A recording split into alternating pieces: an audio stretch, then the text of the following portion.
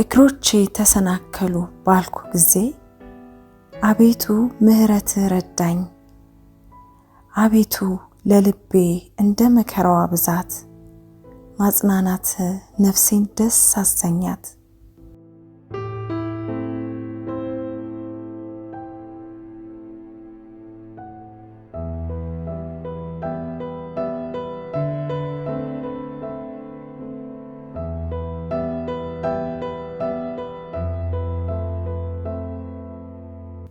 በሕይወታችን ውስጥ ባሉ እንቅስቃሴዎቻችን ጥርጣሬዎችና አለማመን ብዙውን ጊዜ በሐሳቦቻችን ላይ የበላይነት አላቸው። አሁን ባለንበት የማህበራዊ ሚዲያ ራሳችንን የምናወዳድርባቸው መመዘኛዎች ጥቅጥቅ ብለው ይገኛሉ።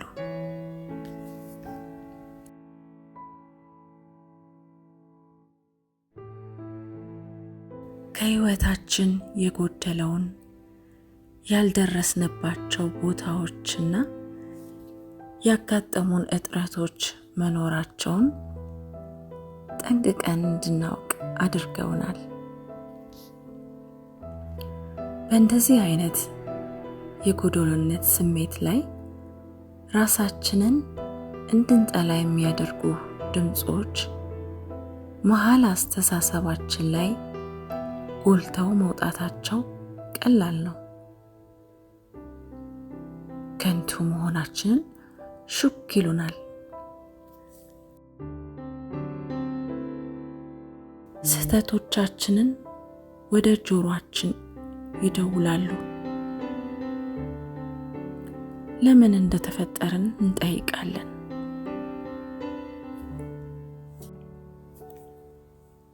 እውነቱን ለመናገር መጽሐፍ ቅዱስ ይህንን አሉታዊ አስተሳሰብን ያርማል።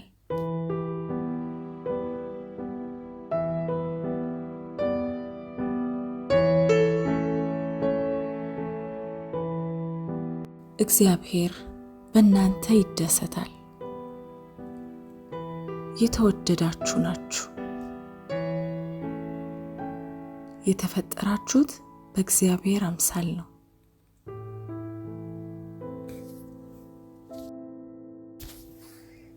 በጥልቀት ይተንፍሱና ይህ እውነት ጭንቀቶን እንዲፈታ ይፍቀዱ። ሰውነቱን እንዲረጋጋ ያድርጉ። አይኖቹን ይጨፍኑና በመንፈስ ቅዱስ ተስፋ እና ኃይል ይታደሱ።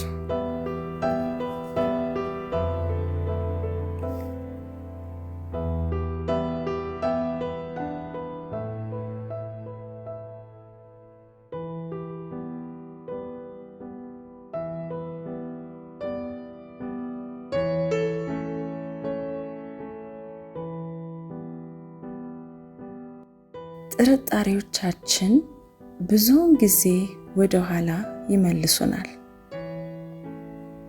በሙከራዎቻችን በጥረቶቻችን ላይ ፈተናዎች ሲያጋጥሙን ስኬትን እንደማይቻል አድርገን ልንመለከት እንችላለን።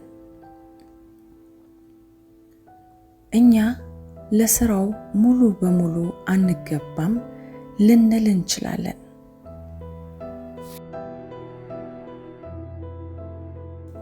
በእውነቱ ይህ አስተሳሰብ በሁሉም ነገሮች ላይ በትክክል የሚሰራው ማን እንደሆነ እንዳንገነዘብ ያሳስተናል።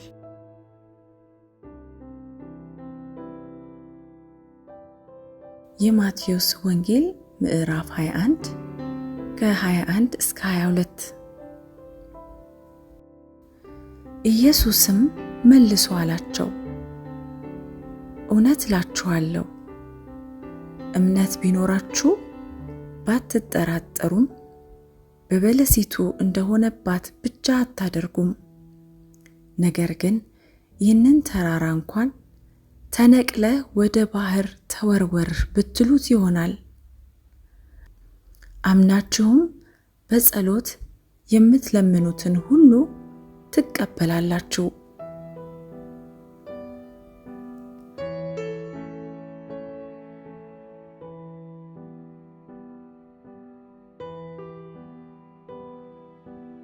ይህ ቃል ስለ ማንነታችን ያለንን ግንዛቤ እንድናስተካክል ይጋብዘናል። ራሳችንን የምንገልጸው በድካማችን ወይም በእጥረታችን ሳይሆን ከእግዚአብሔር ጋር ባለን ግንኙነት ነው።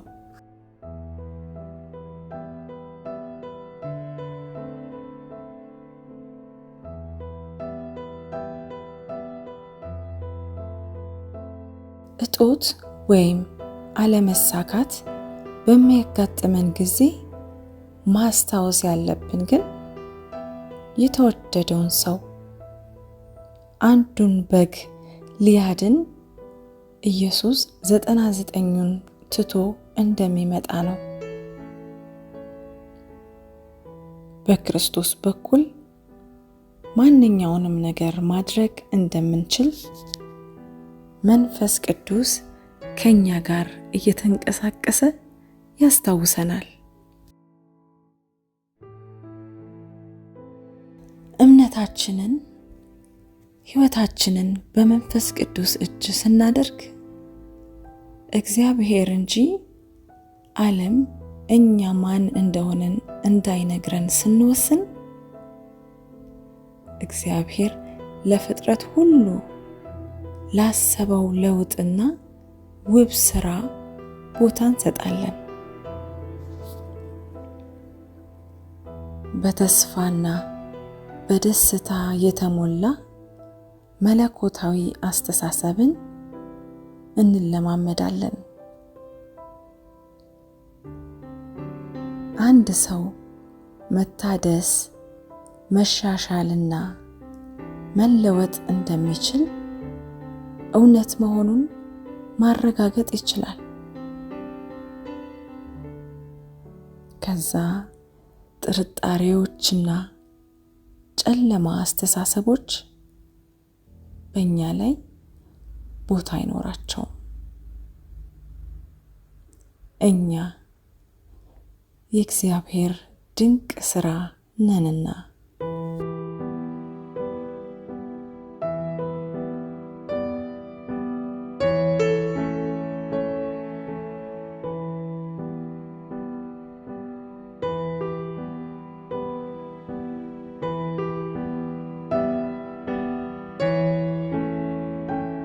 ኤፌሶን ምዕራፍ 2 ቁጥር 10 እኛ ፍጥረቱ ነንና እንመላለስበት ዘንድ እግዚአብሔር አስቀድሞ ያዘጋጀውን መልካሙን ሥራ ለማድረግ በክርስቶስ ኢየሱስ ተፈጠርን። አሜን።